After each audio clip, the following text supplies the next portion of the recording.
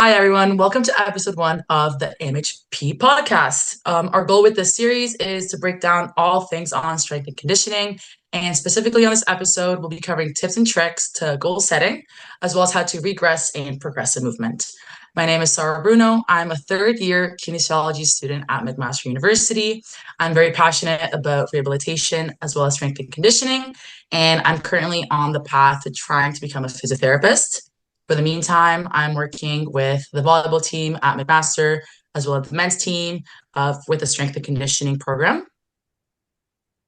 Yeah, and for myself, for some of you that have been following along, I've been the strength coach with Forge FC the last 3 years, and there's actually been some updates in that department. I am moving from the strength and conditioning side of things into just the sports science as more of a consulting role. So doing that a little more externally now, which is allowing me to do more coaching on the outside. And alongside that, overseeing the development for our youth academy, Hamilton United, which I'm really excited about. So that is some new things in my world, and I'm excited to be here and have a new refreshed platform to talk. Exactly. All right, so we'll get right into it for all of the various type of athletes of different competitive levels that will be listening to this. All right, so for the first question, this is a question that I think no matter if we are on the athletic spectrum, we all think about. How do you set training goals and how do you do that efficiently? So I like to think of things in three stages. I saw someone talk about this in terms of, like, he called it the ABZs. And it's all you need to know. Not all you need to know, because they're very, very important, but you need to know where you're starting from. You need to know what the desired outcome is, and then you need to know what the first action step is that's going to get you there. And sometimes people get caught up with trying to, with this example, spell out the whole alphabet. But it's like, as long as you know where you are, where you're going, and what action gets you started, that's those are very, very important parts. And it sounds very simple, but I think people leave pieces out. I think most people set a decent goal. That doesn't get messed up all too often, but knowing where you are in terms of having some assessments or measurements to What skills you have? properly evaluate where the weak points are and things like that is a very, very big key. And then that's what's going to inform what those early action steps are. Yeah, no, and I think that's very true. And I mean, I think a lot of times too, especially putting in all that work as an athlete, because especially even here at McMaster and as well as Forge, like these athletes are practicing 3, 4 times a week, if not more. They're lifting More. in the gym. Yeah, they're having field time. They're having sessions with, a one-on-one on the coach and with the team. So I feel like sometimes it's also just really hard to recognize that, yeah, you don't need all the little pieces. You just kind of have to know where you're at, what you need to work on. So what's your weaknesses, what's your strengths, and then have like, for the Z, I'm assuming you mean just like a long-term goal, right? Yeah. Like, what Yeah. is the end outcome? Yes, Yeah. exactly. Do you recommend, like, because, especially depending on what level you're at, like if you enter in first year, would you make that goal at the end of first year, or is it a goal that you do for the end of the season? And how does that kind of translate for the athlete? I think uh I think it depends on kind of how far into the future you can see. Like, if you are a talented high school player, maybe you set the goal at that point of playing professional, because it's Right. something where you can kind of see the path forward. Maybe you're already getting Division 1 offers, and you're like, this is a Yeah. feasible path that I can see my way through. Mhm. But I know for myself, like, I was setting the goal of making it as a walk-on at university. So it kind of depends on what reality you're faced with. And I guess that gets into the conversation of setting realistic goals. Yes. Because the thing is like, you can always set something bigger when you achieve that thing. So the timeline I think kind of depends on your situation, but make it something ambitious, but something that Mm-hmm. you can actually see a clear path towards Yeah. achieving. Hmm. Yeah, and that kind of also starts like we're starting to go in that topic of like shooting for the wrong things and letting ego get in the way of what you want rather than what you need out of Mm. training or out of a specific season. So you've worked with Forge for a long time, and then you've also worked at McMaster with the soccer teams and also the basketball teams. How do you differentiate from what you need from training and what you want, and how to not allow ego to get in the way? Yeah, that can be tough because oftentimes the thing that you need the most is the thing you like doing the least. Yes, yeah. Like if we just look in a strength conditioning term, usually it's the fast, springy athletes that like doing the jumps and the sprints and all that stuff. Hmm. But not to generalize, but a lot of the time, what they need is stuff that is going to make their tendons more resilient, so that they can Hmm. increase their capacity to do more and more of these actions.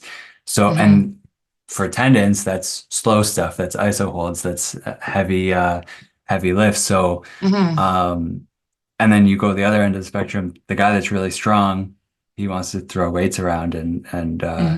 the jumping and the sprinting and all that stuff is actually going to move the needle forward. Is not the most fun thing. So sometimes the easiest way to go about it is like, okay, I really, really enjoy this part of my training. It's probably an important part, but how can I scale it back and find room for the things that I actually need a little bit more of? Hmm. Hmm. Yeah, yeah, I think that's a really good point too, because I feel like sometimes, especially if you've put in so many years into that sport, and with your example, like you're in high school and you're starting on your high school team, you're getting all these D1 offers. I feel like it's really easy, and I hear it a lot also from the varsity athletes at McMaster that they'll come on to the first year and they're still in that mentality of like, okay, like I want to start, and you kind of have to like take a step back and realize like, okay, like this is like a new playing field, and what I need from training is not what I used to need anymore. Because when you are the best in the team and you're getting all these offers, like you almost feel as if you've achieved everything. But when you get into university, you're kind of starting from that base level again, and then you have the 4 and 5 years to work through. And it's also very different training.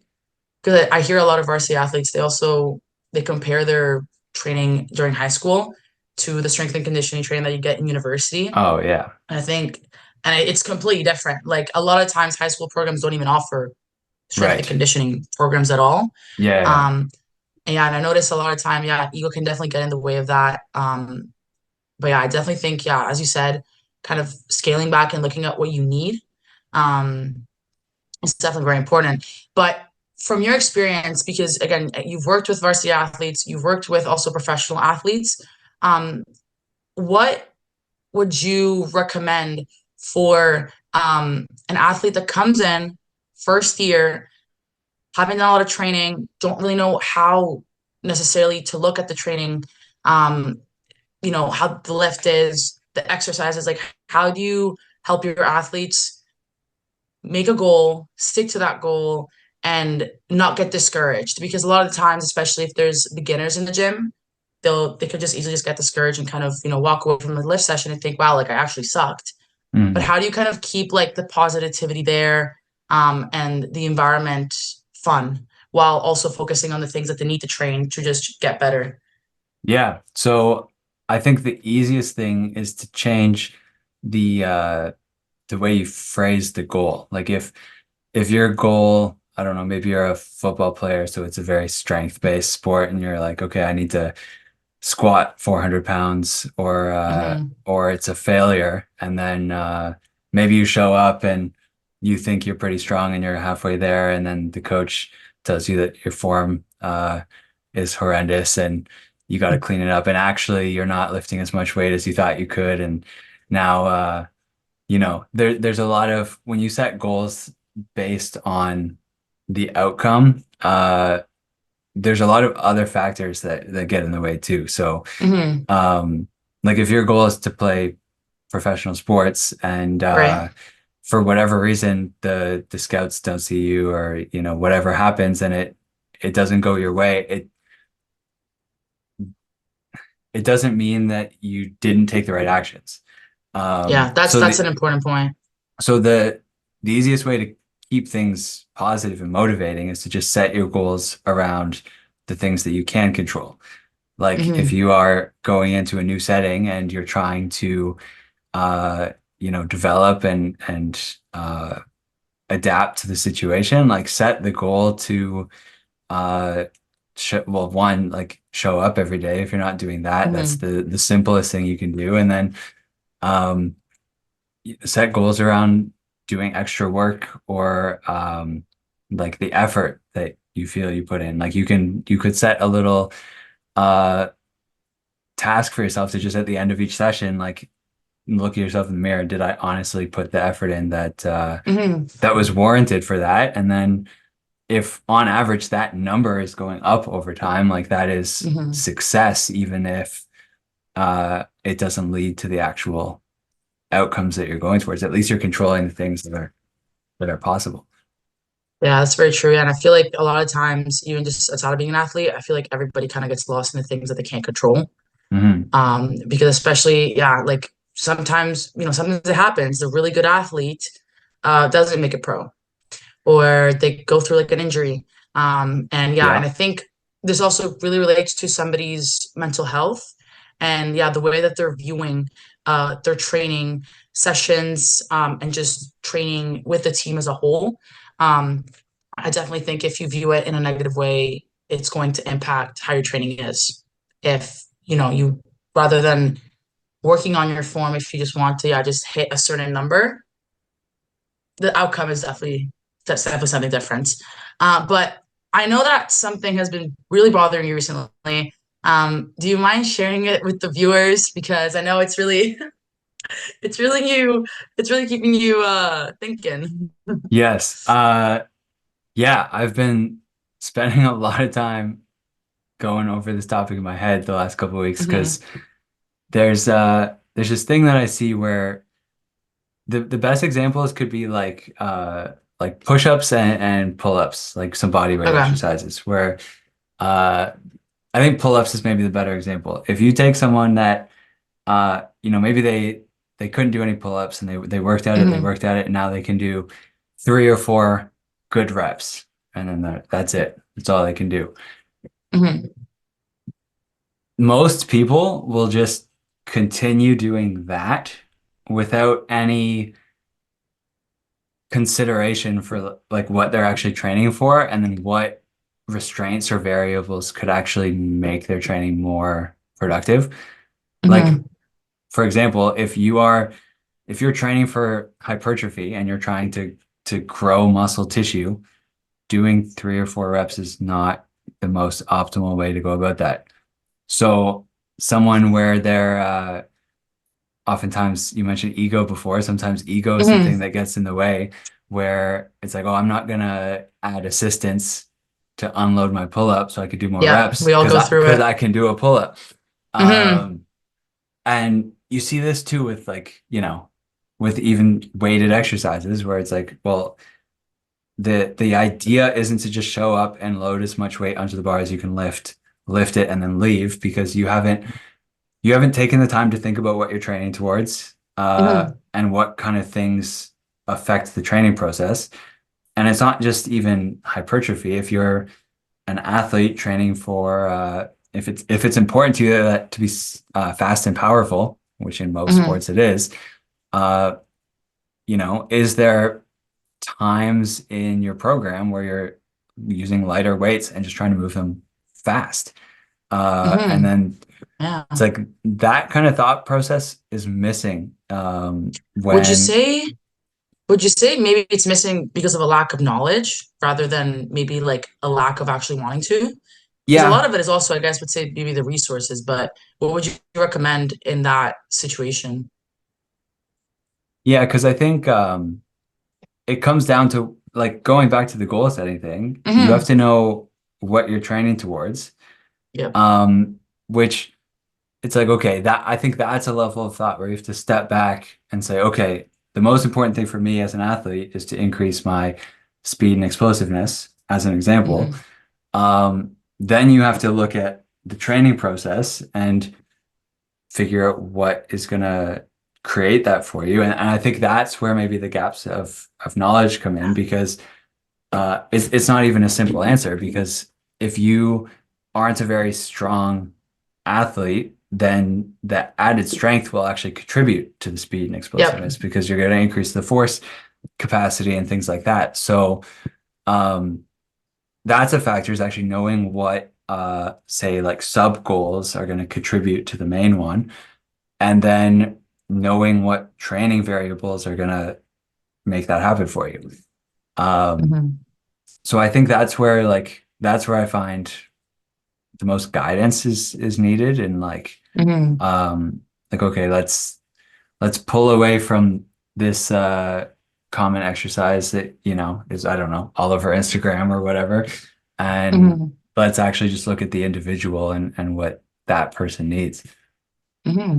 Yeah, no, it's very true. And I feel like, yeah, the pull-up example is really good too, because I feel like sometimes people will go, go have a lift session, they do a pull-up, and the first one's really good form, and then the other four Mm. are not as good, maybe overcompensating. And I feel like athletes sometimes they don't want to take that step back and maybe work on like the eccentric uh down of the pull-up. Um, because yeah, I do feel like a big part of it's ego. Also, maybe just wanting to like show up and like do everything that they wanted to do. Like sometimes athletes walk in and they're like, okay, I have to do 6 pull-ups. I'm just gonna do them, walk out. But the reality is that like long term, adding that band or doing an exercise in smaller pieces, I feel like at least is gonna bring them farther. Yeah. And Because then, yeah, it's funny because the biggest culprits of this are like the bodybuilding bros that you see at the gym, where it's like yeah, you have to take into account two factors. If your goal is hypertrophy, muscle growth, the two things that are most important are time under mhm, tension, yep, which can be achieved through reps or the tempo, and the range of motion, and getting like a good stretch on the muscle. And you see guys sacrifice both of those things for the sake of putting more weight on the bar all the time. And it's like, hmm, what are you doing? You don't even know that you're hurting yourself with this. yes, yeah. And would you say that those results, like, I feel like the problem is that I feel like right now there's this culture of um bodybuilding and body lifting. And I think, we're all humans. Trends get us, like Yeah. dopamine release gets us. We've all seen those videos. But I think that's also kind of where people sometimes start doubting strength and conditioning as a whole, because they see body lifting and all those type of lifts, and then they hear strength and conditioning, which usually is a little bit more, it's more technical. There's more science behind it. And a lot of the times you actually break down movements. Like you don't just do a simple deadlift.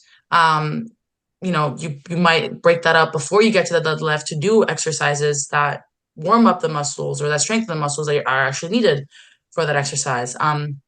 But this makes me think about injured athletes. I feel like that group of individuals are they almost feel bad for themselves for having to do the exercises that they used to do be able to do before, but with bands or Mm. with assistance.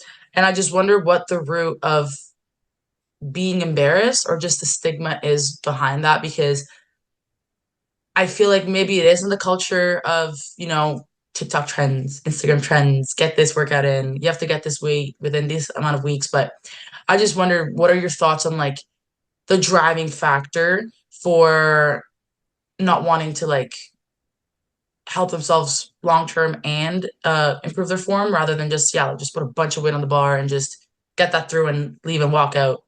Yeah, I think something that helps, this is another thing I've had in my mind too, is Hmm.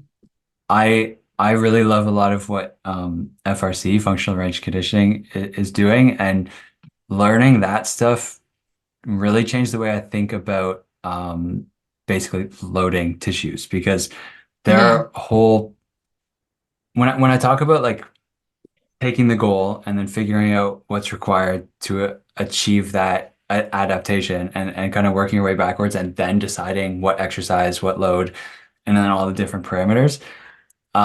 It's actually like the basis of their whole system. And what the Yeah. outcome is a lot of exercises that like no one's ever seen before or no one's ever Hmm. like could have thought of because it's like if take an injured tissue, if you have like a Hmm. calf something or other, um, like it might just be like laying on your back and doing like a zero load calf raise against a wall. But what Yeah. that's doing is that's putting a tolerable amount of load through a damaged tissue. And then over time, like that will cause the adaptations along with the natural healing process Hmm. that then Hmm. you're loading it a little more and a little more, and you're just looking at the natural progression of things. And like Hmm. with the FRC stuff, like you'll be doing things like uh it's about relative effort because with the FRC stuff, you'll put the shoulder in some weird position, Right. and you'll ramp up to a maximal effort contraction where you're Hmm. sweating and the heart's beat and there's no weight involved. You're just pushing against the wall or like whatever. And but you've set up the exercise such Hmm. that the specific tissue that you're trying to target is getting loaded in the way that it specifically needs to be loaded. Yeah. And In a you maximal way. Right, and you have all the parameters in place. Hmm. Um, and some people like the funniest thing with me when I'm coaching people is they'll be like, "What's this exercise called?" And I'm like, I don't know. Yeah. There's no name for this. We're just loading this tissue in this way." Yes. And it's actually back to FRC. That's something they kind of make fun of is like coaches get in this realm of like, I have this list of exercises and I'm gonna Hmm. pull this and make this program. And it's like, well, who decided what that list of exercises even was? Like, it's a little arbitrary. You know what I It is. mean? It totally Uh, is. so yeah, Yeah. Yeah. And I mean, I think that's also a really good point because I at least wish that people also viewed it more like that because I feel like that's why there's this weird kind of stigma of like, what even is strength and conditioning? And like, yeah, what's like, that's a question that I get often is like, people ask me, sorry, like, what's the point of this exercise? And I really think it comes from the fact that people are so used to thinking that an exercise has to have weight and that it has to be one of the 10 compound exercises that are just known oh yeah, while we have so many muscles in our body, but an exercise is usually dependent on the way that the fibers are running through the muscle, where the muscle is, and that's going to depend how you're going to move it. And then there's different ranges of motion for where the muscle has its peak force and its peak strength. And I think almost if we were able to give this knowledge to the athletes, maybe, I don't know, you tell me what you think, but I think maybe we would be able to close that gap where the gap that we've been discussing practically this whole episode. yeah. Well, and that's the thing is like a lot of this stuff, at least for me, it's tough because I try to put myself back in the mind of myself when I was in, because when I was in high school, Yes. I didn't have a strength coach. There was no one Hmm. around like at my school or with my teams that was like knowledgeable in any of this stuff. So Hmm. when I was realizing that, oh, I'm not very athletic and I need to get faster and stronger and all these things, and then had knee problems and I'm trying to figure out how to rehab them on my like I was Hmm. I tried to do all this education for myself from scratch and I what I was gonna say was like a lot of this stuff when you hear it, it's like, oh, that just makes sense. But Yeah. I try to check that and make sure it's not me with because like, going through like learning the anatomy and the physiology and all this stuff, it's like Yeah. we have this foundational knowledge that I think sometimes is the thing that just makes it make sense. But Yes. Yeah. No. Exactly. And I this also comes in the idea of like having to make things seem simple for your client or for your athlete yeah, because not everybody has the same background. Like a business student, or sociology student, or a student that didn't even go to school. Like you know, athletes come from every single type of background. So I actually like that you brought up that point because I feel like, yes, for somebody who studied kinesiology, makes a lot of sense. But I think almost, and you can agree or disagree with me. I feel like as a coach, you kind of have to find the correct words and the correct way to explain things where it makes sense, even if you don't have that very specific and detailed anatomy background. Yeah. So that's been my goal with like the Instagram and now with this is like to try to put stuff out there where like the athlete can take it and like hopefully it does make sense. And then hopefully when they go to the gym, Yes. instead of just doing deadlift, it's like, oh, like you start to ask yourself more questions. And even if there's no answers there yet, at least you're questioning things. And that then like Yes. answers can come up later. Yes, yes. And curiosity is good. I feel like, yeah, when Mm. you start thinking, I mean, you start wondering, like, oh, this exercise, like, yes, the deadlift, but like, what is it actually activating and how am I activating these muscles? I feel like, yeah, that's kind of when you start getting into let's call it the basics of strength and conditioning. So, And to say one more thing, because hmm deadlift has come up a few times. Uh, hmm I also had a little mini rant in my head about the deadlift a while back. So in about how long have I been coaching? About 8 years. I've never put deadlift on a program one time. Yeah, Uh, the I've never seen reason, deadlift on a program either. okay, so this will Mm. be shocking to a lot of people, I'm sure of it. Yeah. The reason for that is there's a every person is going to have a set range of motion available to them and um, a combination of like mobility and stability that then determines hmm the extent of the movement that they can execute. Right. So I'll do a Romanian deadlift in RDL where you start from the top, you go till you can't go anymore down, and then you come up. And that what that means is that every single person that does that exercise, it looks a little different. Like everyone's hamstring length is going to look a little different, and their ability to Yeah, control their pelvis and not compensate through their like all that is going to change from person to person to person. And on top of that, the more that they do it, that range of motion is probably going to change. The day absolutely. one, maybe they go just below the knee, and then maybe day 170, they're touching the floor. And like I was even messing around the other day with like deficit RDLs where your feet are up on a plate and you're actually going past the point where the floor would be. So like given the like dynamic nature of the movement, why would you say it starts from the floor and ends on the floor? Like that's Yeah, where the arbitrary nature of having like a list of exercises comes from, where it's like, oh yeah. yeah, we're gonna do a deadlift. And it's like, well, why? Yes. And I mean, I like that you brought up also the fact that people sometimes use the plates under their feet for more range of motion.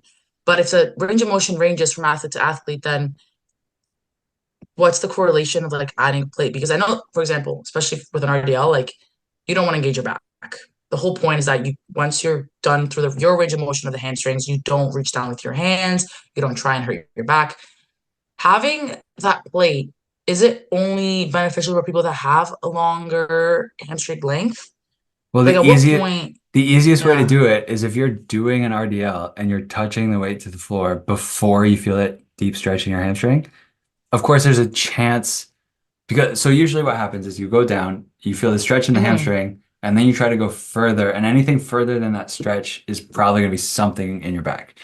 Yes. Um, so if you're touching the floor before you feel the stretch, it could mean you just started in a bad position and maybe you need some coaching hmm on that.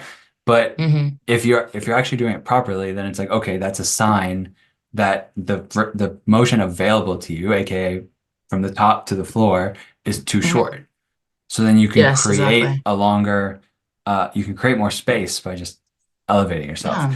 Yeah. Um, I've only coached one, is this correct? One or two athletes that needed more space, like beyond the Yeah. floor. It's very uncomfortable. Like most people are like right below the knee, Yes. especially when they're starting out. So it's like this is kind of a niche conversation, but it gets into like the individuality of it. Exactly. Yeah. And there you go. Now, we talked about all these amazing things, and you also taught our viewers how to do a proper RDL. So There you there go. you go. Yeah. All right. Well, thank you guys for joining in. We're excited to expand into more topics and cover all things athletic performance. So make sure you follow along on your preferred platform. Thank you, Jacob, for all your knowledge. It was awesome to chat, and we'll see you guys next time. Thank you. Thanks for hanging out. Bye.